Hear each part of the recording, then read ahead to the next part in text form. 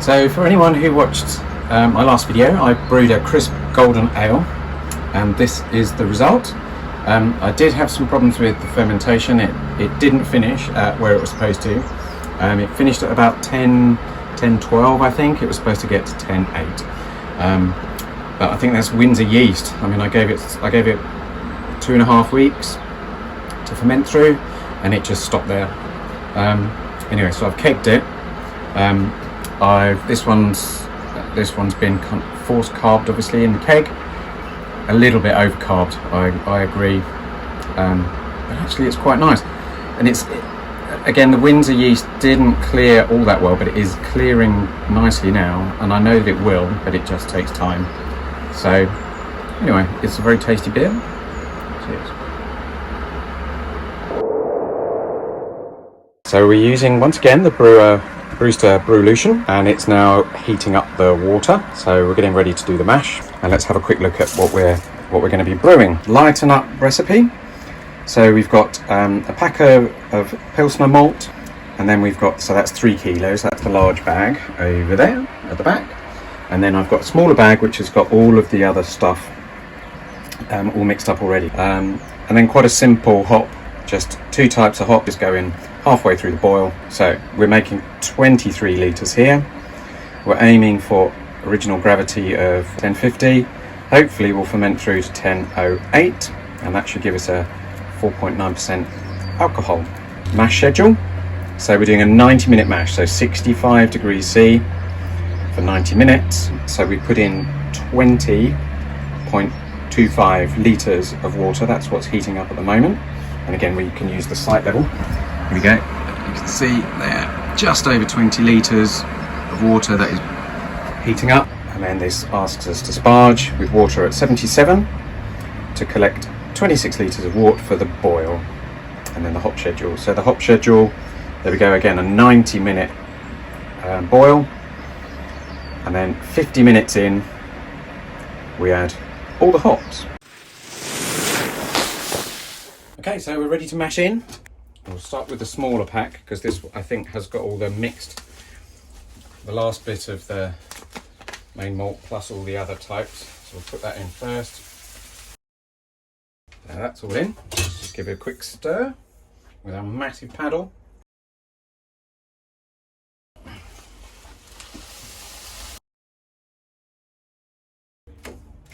I know this is a ridiculous sized paddle for this, but actually it works really well. So this is the sort of consistency that we're looking for. A nice loose porridge. And we know that all the way to the bottom, it's all mixed in. So I've just set that down on the top, so it's just sitting nice and flat on the surface of the grain. And I'm going to just push this down because I don't want it too high, maybe to about there. This is our overflow, just in case the mash gets stuck, the water's got somewhere to go. And I've removed the cap off the top of it because we actually might want liquid to go down there. The cap was to stop any grain going down there to start with. So let's get the recirculation going. So we use the recirculation pipe, just put that into here, and then we'll turn the pump on. We don't want it too fast. Okay, so let's start. 90 minutes underway. So there we go, starting to pump through. You can see it's quite cloudy to start with at the beginning. That will clear, that will be nice and golden, a light gold, so quite a light pale beer. 90 minutes, 65 degrees centigrade. I'm going to put the lid on in a second, so I'll have to stop and disconnect the pump to put the lid on. But I thought I'd just leave the lid off for the time being, just to show you how it starts. So you can see the liquid's just starting to build a little. Might have to slow it down just a touch. There's a little valve here. And then what we want to do is basically just balance it so that the amount of water coming up is the same as the amount of water that's filtering down through the grain. So the mash is nearly done. Well, what have we got? We've got about 18 minutes left. Still sitting nice and tight at 65 degrees. You can see there I dropped the power down to 1800 watts. And that's more than enough to hold it steady at 65 without scorching the wort on the bottom. So let's just have a quick look in here how the recirculation's going. Oh, That steams up instantly, hold on. It's crystal clear, absolutely crystal clear. Gorgeous. It's quite a slow circulation actually, but it's enough, and it has cleared.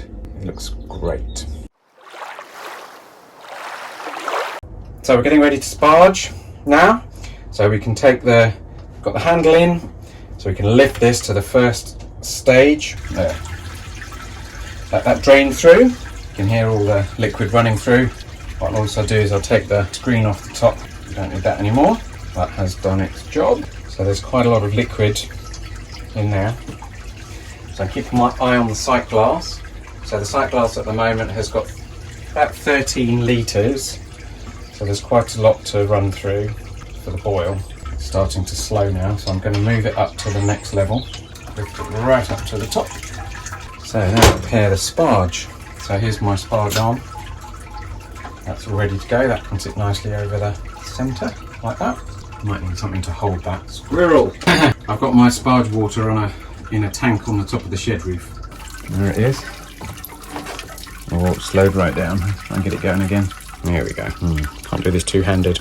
I'll get it going again. There we go. You sort of don't want you want there to still always be a little bit of liquid on the top. 21 litres. So another 5 litres through. And at this point I've got the heater on, full power, 2,500 watts. Bit of a long way to go before we get to the boil temperature. But we'll keep sparging until we've got 26 litres and then we'll stop. So quick update, we're well into the boil now, 30 minutes. We've got 60 minutes to go and we've got a beautiful rousing boil. And in about 15 minutes we'll put in the hops. It's just a single hop schedule right in the middle. So yeah, everything looking good. So hops time, here we go. 2 hop additions, the Tetnang. I'll just cut them out of the pack, out with their foil pack. There we go. So all in together into the hop spider, and then we've got spelt.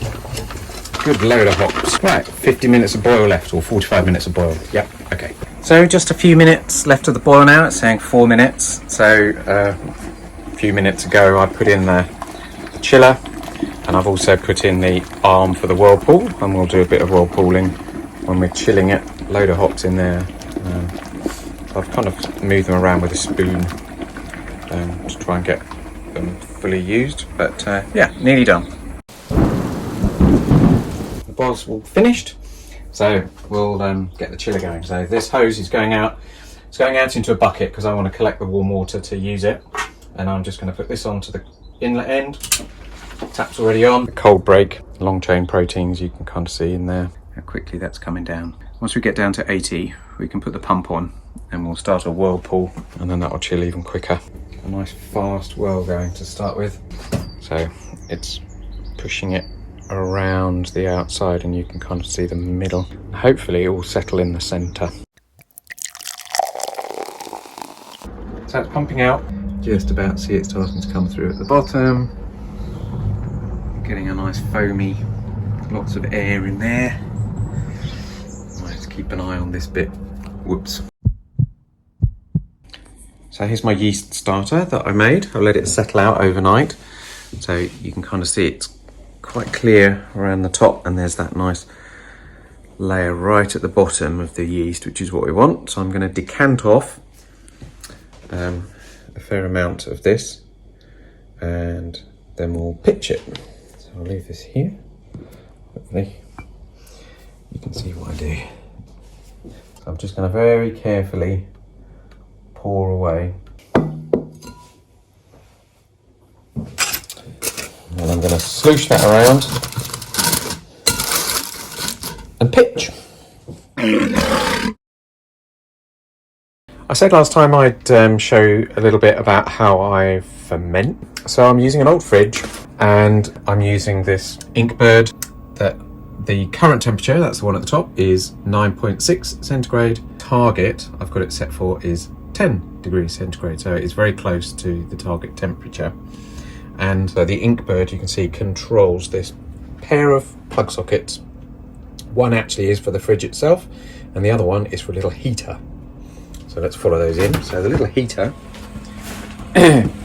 is a little 40 watt little bar heater sort of thing that you might have in either in a greenhouse or perhaps in a sort of little room where you, or airing cupboard or something, where you want to just keep the cold right out, but it does enough to warm up the fridge. The fridge obviously very well insulated.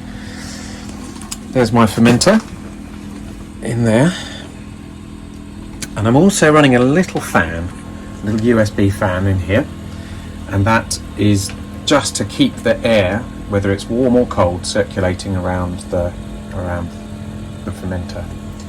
Airlock on the top, obviously.